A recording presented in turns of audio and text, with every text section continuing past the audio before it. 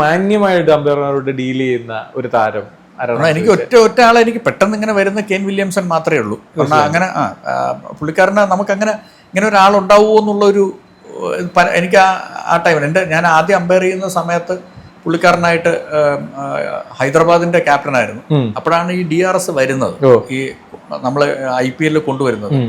So ആ സമയത്ത് നമ്മൾ നോർമലി ചോദിക്കേണ്ട കാര്യമൊന്നുമില്ല, നമ്മളങ്ങ് മീൻസ് അതിൽ ഇതൊന്നുമില്ല, നമുക്കതിൽ മോശമൊക്കെ നാണക്കേടോ അങ്ങനെയൊന്നുമില്ല. നമ്മൾ കൊടുത്ത ഡിസിഷൻ അവർക്ക് ചാലഞ്ച് ചെയ്യാം, അതിൽ ലോല് ഇത് ഉള്ളതാണ്. അപ്പം പുള്ളിക്കാരന് അതും വളരെ I would like to review that എന്നുള്ള രീതിയിൽ പുള്ളിക്കാരന് അതും ഒരു അങ്ങനെ ഒരു രീതിയിലാണ് പുള്ളിക്കാരൻ വരുന്നത്. ഇപ്പം ഡിസിഷൻ ഔട്ട് കൊടുത്തു കഴിഞ്ഞാലും ഒരു അമ്പയറിങ്ങിനെ കുറിച്ചിട്ട് എനിക്ക് അതിനെക്കാട്ടിൽ ഏറ്റവും കൂടുതൽ തോന്നിയിരുന്ന പറഞ്ഞാൽ 2019 ലോകകപ്പിൽ അവർ മെയിൻ മാച്ചും ടൈ ആയി, സൂപ്പർ ഓവറും ടൈ ആയി, എന്നിട്ട് അവർക്ക് ലോകകപ്പ് പോയി.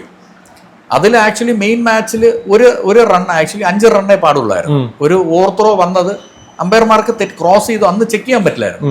അപ്പൊ ക്രോസ് ചെയ്തോ ക്രോസ് ചെയ്തില്ലോ എന്ന് അറിയാൻ പറ്റാണ്ട് അവർ 6 റണ്ണ് കൊടുത്തു.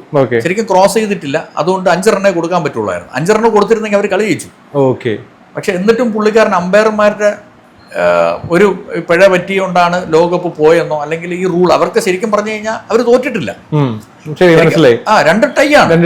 ആ 4ഉം 6ഉം സൂപ്പർ ഓവറിൽ ഈ മെയിൻ മാച്ചിലും കൂടെ ചേർന്നിട്ട് ഇംഗ്ലണ്ട് 2 6 കൂടുതൽ അടിച്ചു എന്നുള്ളൊരു പേരിലാണ് അവർക്ക് ഈ ലോകകപ്പ് കിട്ടുന്നത്. അപ്പോഴും പുള്ളിക്കാരനെ ഒരാളെയും കുറ്റപ്പെടുത്തില്ല. സോ അതൊക്കെ നമുക്ക് അങ്ങനെ ഒരു ആളെ കിട്ടാൻ ഭയങ്കര ബുദ്ധിമുട്ട്.